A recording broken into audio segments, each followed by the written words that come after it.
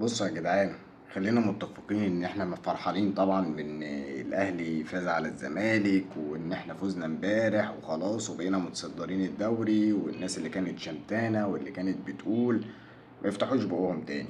بس خلينا نتكلم في كام تفصيلة كده. هو احنا بنقول ان عماد النحاس عمل ماتش عالمي امبارح، هو فين الماتش العالمي؟ انت قدريا يعني لولا اصابة طاهر ونزل حسين الشحات اللي غير لك الماتش، لولا كده احنا ما كناش هنفوز. انت الزمالك في الشوط الاول جات له فرصتين في اول 10 دقايق، كان ساعتها لو جم الجونين دول انت كنت مت.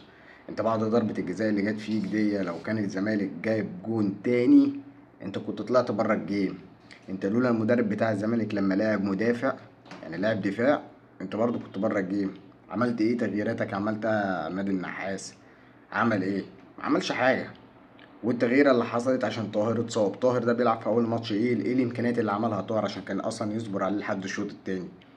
فبالله يا جدعان ما حدش يقعد يفتي ويقول لك عماد النحاس عمل ماتش عالمي. احنا محتاجين مدرب عالمي اليومين اللي جايين، بالروح اللي احنا خدناها بعد الفوز على الزمالك، عشان نعرف نلعب الايام الجايه حلو. لان لو جبنا مدرب محترم بعد الفوز والروح الحماسيه اللي خدناها من بعد ماتش الزمالك ده، اتفرج الاهلي هيعمل ايه.